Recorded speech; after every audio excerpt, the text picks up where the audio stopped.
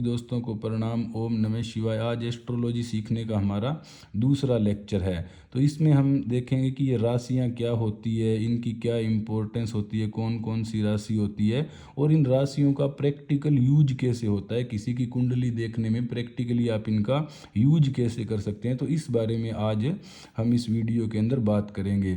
तो पिछली वीडियो के अंदर हमने भाव देखे थे कि भाव क्या होते हैं और उनके बारे में बात की थी। तो क्या होता है कि जैसे ही आप कोई कंप्यूटर से, कोई सॉफ्टवेयर से, ऐप से अपनी कुंडली निकालते हो, तो आपको जो है मतलब ऐसी आपको एक कुंडली वो निकाल कर दे देते हैं। ऐसी आपकी कुंडली बनती है, एग्जैक्टली ऐसे होती है। उसमें सारे ग्रह वगैरह भी होते हैं ना, प्लेनेट वगैरह भी। ये तो मैंने वैसे ही एग्जाम्पल के लिए बनाई हुई है। तो ऐसे कुंडली जब निकलती है तो इसके अंदर ये 12 अलग अलग खाने होते हैं हर कुंडली के अंदर, ठीक है। तो अब इन खानों के अंदर इसका इम्पोर्टेंस वही होता है जो हमने पिछली वीडियो में बात की थी कि भाव से हमें ये पता लगता है कि हमें कोई चीज़ देखनी है तो उसको हम कैसे देखेंगे। अगर मान लो कोई व्यक्ति आपको कहेगा कि मुझे धन के बारे में बताओ, तो हम उसको कैसे देखेंगे। तो इसके खाने होते हैं। जैसे धन का हमने पिछली वीडियो में देख लिया कि कौन कौन सा खाना किसके लिए होता है। तो धन का जैसे ये सेकंड वाला खाना होता है, ये वाला खाना धन का होता है, सेकंड वाला खाना। तो इस तरह से जो चीज़ देखनी हो तो उसका वो अलग अलग भाव होता है। किस भाव से क्या क्या देखा जाता है वो हम पिछली वीडियो के अंदर बात कर चुके हैं। अब अगली इस कुंडली के अंदर क्या चीज़ होती है। एक तो भाव यानी कि ये खाने तो होते ही है। दूसरी चीज़ किसी भी कुंडली में होती है राशि। राशि ये है जो इनके अंदर नंबर्स लिखे हुए हैं हर खाने के अंदर। तो ये जो नंबर्स लिखे हुए होते हैं ये उस खाने के अंदर राशि होती है। और फिर कुंडली के अंदर क्या होता है, ग्रह होते हैं। भाई ग्रह कौन सा कहाँ पर ग्रह बैठा हुआ है। तो ग्रह तो कोई फिक्स नहीं है ना, क्योंकि 12 राशियाँ हैं, 12 खाने हैं और ग्रह क्या है, 9 ही ग्रह हैं। तो 9 ग्रह हैं। तो ऐसे में क्या होता है कि कुछ जो आपके भाव हैं वो खाली रह जाते हैं। 3 तो रहेंगे ही रहेंगे और बाकी ग्रह 4 4 5 5 6 6 ग्रह एक ही खाने में बैठ जाते हैं, तो बाकी खाली रह जाते हैं। तो इसलिए ग्रह तो फिक्स नहीं है, लेकिन हर खाने के अंदर कोई ना कोई संख्या जरूर लिखी हुई होगी, यानी कि कोई ना कोई राशि जरूर होगी। ये बात तो फिक्स है हर खाने में। तो इसका यूज कैसे होता है। इसका यूज ऐसे होता है ना कि मान लो 2 आदमी आ गए, दोनों ने कहा कि हम मेरे धन के बारे में बताओ। तो धन का खाना तो यही है ना दोनों का। लेकिन अब इसमें डिफरेंस कैसे होगा। इसमें ये होगा कि इसमें 4 नंबर लिखा हुआ है, 4 नंबर राशि है, तो हम उसके अकॉर्डिंग बताएं ना कि 4 नंबर राशि वालों के पास कैसे धन होता है। या इसमें 8 नंबर है तो 8 नंबर वालों के पास कैसे होता है। तो ये है। लेकिन अब क्या होगा कि अब ये कुंडली के अंदर जो राशि है उनको भी कितने तरीके से लिखा जा सकता है। यहाँ पर हम 1 से गिनती शुरू कर सकते हैं, 2 से कर सकते हैं, 12 तक कर सकते हैं ना। तो 12 ही अलग अलग इसमें कुंडलियाँ बनेंगी। और दुनिया में इतने लोग हैं, अब मान लो 2 आदमी हैं, उन दोनों के धन वाले खाने में 8 नंबर लिखा हो, तो फिर आप आगे कैसे बताओगे भी क्या फ़र्क है। तो अगला जो फ़र्क है वो कौन पैदा करता है, ग्रह पैदा करते हैं। भाई कौन सा ग्रह बैठा हुआ है, किसकी दृष्टि पड़ रही है, और वो सारी ग्रह की तमाम चीज़ें वो अगली वीडियो में हम बात करेंगे। तो यहाँ पर आपने ये समझ लिया कि राशि तो कोई ना कोई हर खाने के अंदर होती ही होती है। और उस राशि से हमें पता लगता है कि ये खाना अच्छा है कि बुरा है। हाँ, ग्रह भी उसमें देखने पड़ते हैं, लेकिन जो बेसिक है वो राशि है कि कौन से खाने में कौन सी राशि, उससे ही हम आगे प्रेडिक्शन करते हैं। तो ये यहाँ पर आपने राशियों का जो खेल है वो समझ लिया। अब बात यह कि प्रैक्टिकल प्रैक्टिकल मतलब इन राशियों का आप यूज कैसे करोगे। जैसे ही आपके सामने कोई कुंडली आएगी तो उसमें आप मतलब उसमें सबसे पहले आप राशियों का क्या यूज करोगे। तो सबसे पहला यूज तो ये है राशि का कि इससे आप लगना, लोरड या लग्नेश का आपको पता लगता है। लग्नेश कौन होता है, ये जो पहला खाना होता है कुंडली का, इसको लगन बोला जाता है। ये आदमी के खुद के बारे में होता है, उसकी पर्सनैलिटी के बारे में। तो इस खाने के अंदर जो राशि है और वो राशि जिस ग्रह की है, तो आदमी की मतलब पर्सनैलिटी उसके जैसी हो जाएगी। यानी कि इस खाने के अंदर जो ये पहला खाना, इसमें जो राशि है उसका जो ग्रह है वो इस सारी कुंडली का मालिक कहलाएगा, इसका जो राजा कहलाएगा, कि सबसे मेन इस आदमी का यही ग्रह है। तो जैसे इसमें 3 नंबर लिखा हुआ है, तो 3 नंबर लिखा हुआ है, तो 3 नंबर की राशि कौन सी है, मिथुन राशि है। इसका स्वामी ग्रह कौन है, बुध है। तो इस कुंडली का जो राजा हो गया, जो लग्नेश हो गया, वो कौन है, बुध ग्रह है। ये आदमी कैसा होगा, बुध ग्रह के जैसी इसके अंदर क्वालिटी होगी। तो सबसे पहले तो हम ये लगन लोर्ड इस राशि से पता कर सकते हैं। जैसे इसमें 7 नंबर लिखा हुआ है, तो 7 नंबर तुला राशि होती है जो शुक्र ग्रह की है। तो ये जो पर्सन है वो कैसा होगा, शुक्र ग्रह के जैसा होगा। यानी कि इस कुंडली का जो मालिक है वो कौन है, शुक्र ग्रह है। तो समझ गए आप। तो सबसे पहले इन राशियों, इन नंबरों से आप पता कर सकते हैं लग्नेश की मालिक कौन सा ग्रह है। है। अब दूसरा, इन राशियों से आप क्या पता कर सकते हैं, हाउस लॉर्ड या भाव स्वामी। तो ये भी सेम ही चीज़ होती है। इससे क्या होता है कि कोई भी जो भाव है, यानी कि चाहे ये भाव है ये भाव है, तो हर जो भाव है उसका स्वामी कौन है उसका आपको पता लग जाता है। जैसे अब इसमें 11 नंबर लिखा हुआ है, तो 11 नंबर राशि कौन सी, कुंभ राशि, इसका स्वामी शनि ग्रह है। तो इस हाउस का जो लॉर्ड है वो कौन हो गया, शनि ग्रह हो गया। जैसे इसमें 8 नंबर लिखा हुआ है, तो इसका लॉर्ड कौन हो गया, 8 नंबर वृश्चिक, यानी कि इसका लॉर्ड हो गया मंगल हो गया। तो ये जो भाव स्वामी से पता लग जाता है ना कि इस जो ये भाव है इसका रिजल्ट कौन सा ग्रह देगा, इसका जो मतलब अब जैसे ये शादी वाला है, तो इस बंदे की शादी का जिम्मा किसके पास है, 1 नंबर। 1 नंबर कौन है, मेष राशि, इसका स्वामी मंगल है, यानी कि इसकी शादी का जो काम है वो मंगल ग्रह देखेगा इस बंदे की। तो ऐसे हम भाव स्वामी से हमें पता लगता है कि इसकी जिम्मेवारी किसके पास है। और इससे आगे इसमें और भी होता है ना, कनेक्शन जुड़ जाता है।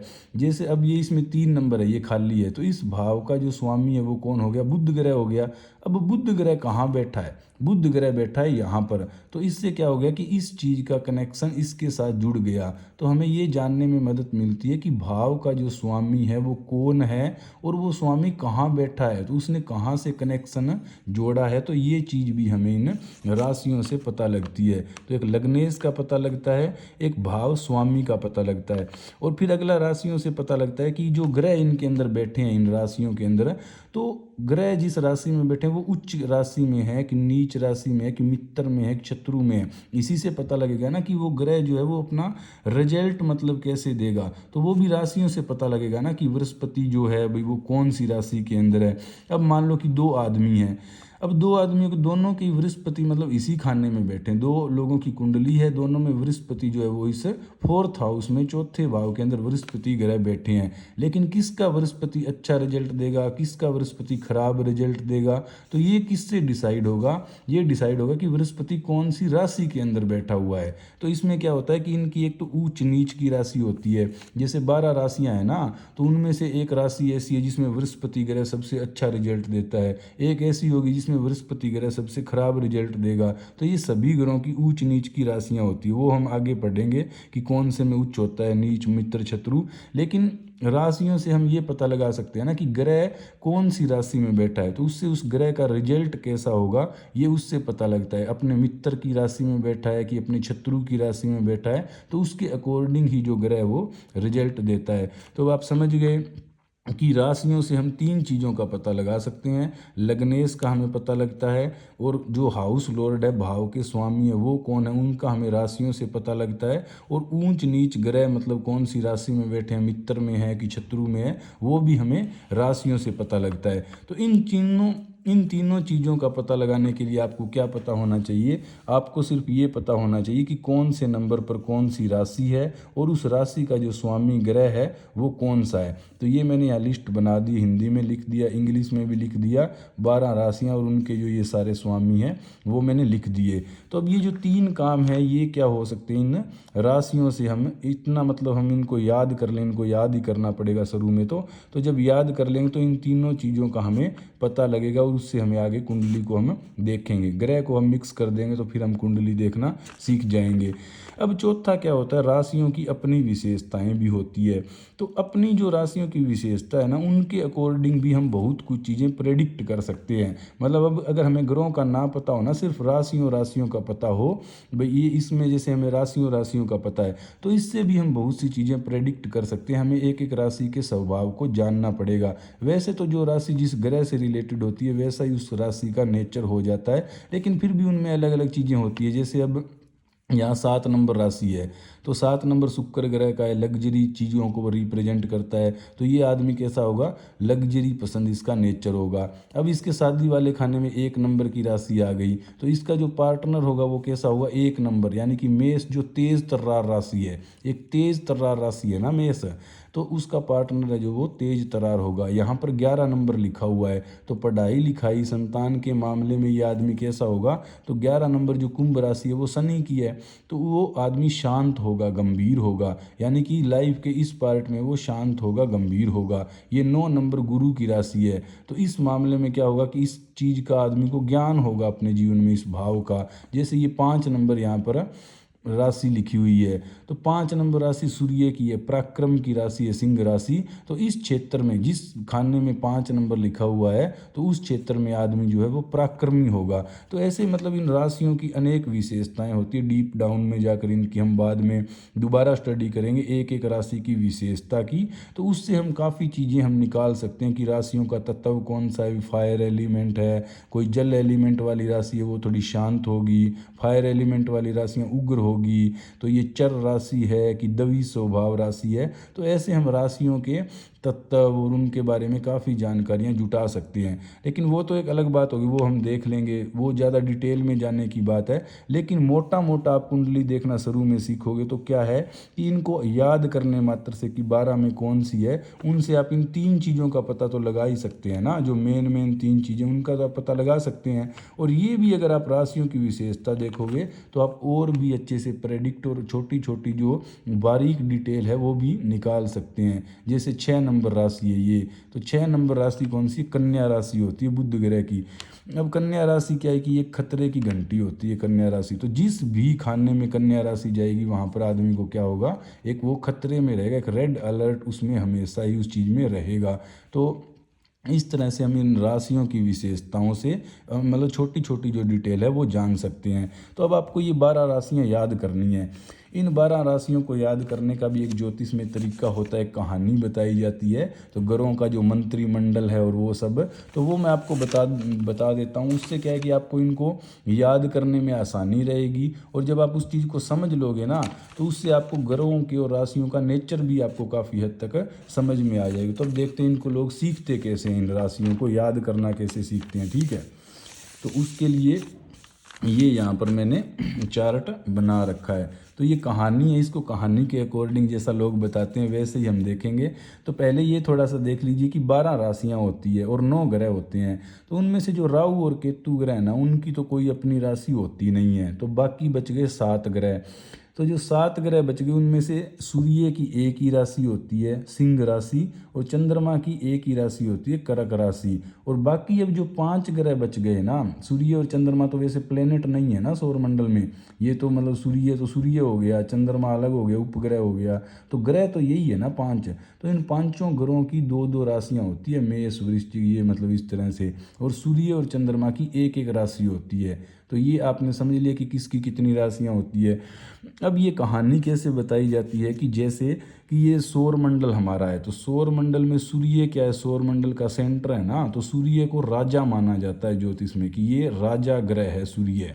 ठीक है, तो सूर्य है राजा। अब ये इसमें क्या है कि 12 राशियां जो बनाई गई वो आकाश को, जो आकाश है उसको 360 डिग्री में 360 डिग्री में विभाजित कर लिया गया। तो 360 डिग्री को जब 12 से विभाजित किया तो ये क्या हो गया कि 30-30 डिग्री की एक एक राशि निकल कर आ गई। तो इसमें क्या है कि इसको कहानी में ऐसे समझते हैं कि ये कमरे हैं। वो कहते हैं कि ये आकाश में मतलब अलग अलग कमरे हैं। तो कमरों में किसका कौन सा कमरा है उस हिसाब से समझते हैं। तो सबसे पहले क्या हुआ कि ये जो कमरा है 5 नंबर कमरा है, ये किसका हो गया, राजा का कमरा हो गया, सिंह राशि है। और ये सूर्य का कमरा हो गया। ठीक है, यहाँ से आप समझना शुरू कीजिए। तो राजा ने जब कमरा लिया तो अगला ग्रह जो कौन सा है, रानी, चंद्रमा को रानी माना जाता है, एक फीमेल प्लेनेट माना जाता है। तो राजा का कमरा यहाँ पर है, तो उसके साथ में रानी ने कहा कि मेरा कमरा भी साथ में ही लगा दो। तो ये 4 नंबर राशि जो इसके साथ में हो गई वो किसकी हो गई, चंद्रमा की राशि हो गई। तो राजा के साथ में या रानी को कमरा मिल गया चंद्रमा का। अब राजा और रानी ने अपने अपने कमरे ले लिए। तो फिर आ गया राजकुमार, उसने कहा मुझे भी कमरे दो। तो राजकुमार को 2 कमरे मिल गए, 3 और 6 नंबर। ये राजकुमार कौन है, बुध है, जो चंचल है, जॉयफुल है, सीखने वाला है, एक राजकुमार के जैसा बिहेवियर होता है बुध ग्रह का।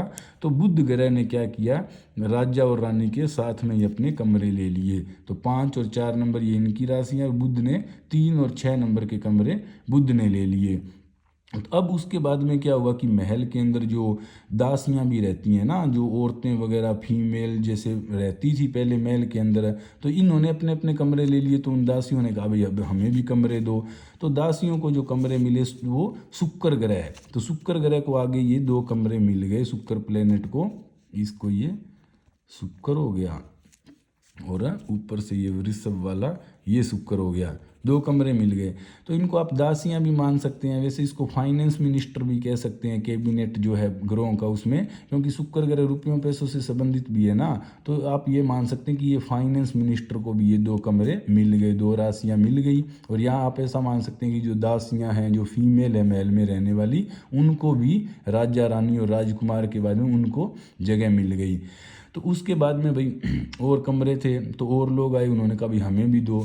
तो अगला कौन आया, सेनापति। जो मंगल है उसको सेनापति बोला जाता है। एनर्जी का, जोश का, लड़ाई झगड़ों का कारक ग्रह कौन सा होता है, मंगल ग्रह होता है। तो सेनापति ने कहा राजा से कि मुझे भी कमरे दो। तो ये 2 कमरे राजा ने सेनापति को अलॉट कर दिए। भाई इन औरतों या ये फाइनेंस मिनिस्टर के बाद के जो 1 और 8 नंबर कमरा है, ये आपको मंगल ग्रह को दे दिए।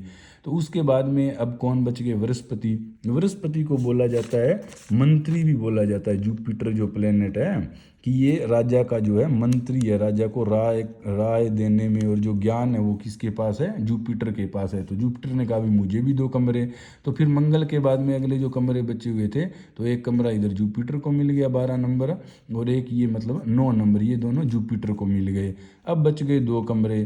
तो 2 कमरे कहते हैं कि जो महल में नौकर रह गए, तो नौकर ने कहा कि भाई मुझे भी कमरे दो। तो ये 2 कमरे जो है वो नौकर को मिल गए। अब ये शनि देव है, इनको नौकर कहा गया। क्यों कहा गया है, क्योंकि शनि कर्म का ग्रह है, और कर्म कौन करता है, नौकरी करता है ना, नौकरी। तो शनि आपसे कर्म करवाते हैं, तो इसलिए उन्होंने कहा गया ये नौकर है।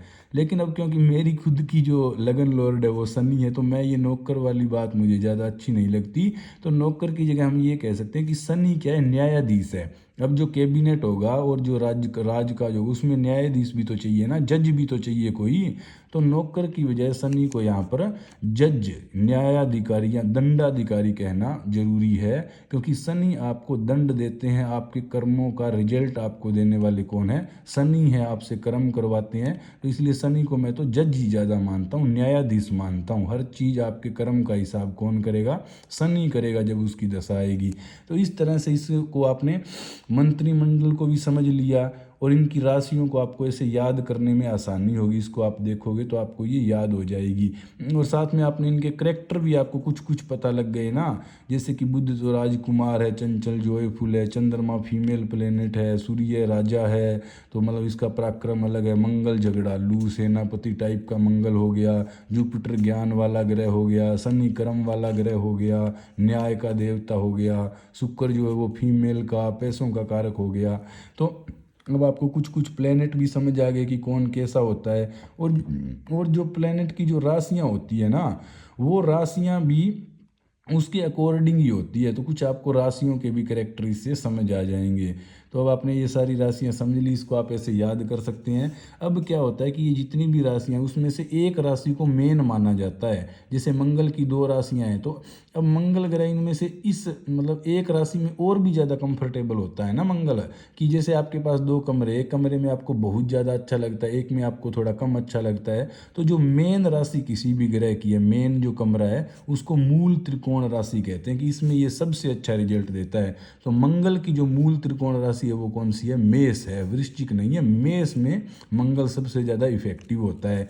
तो वैसे जो शुक्र है उसकी मूल त्रिकोण राशि कौन सी है, तुला, 7 नंबर है। वृषभ में इतना कंफर्टेबल नहीं होता शुक्र, तुला उसकी मेन राशि है।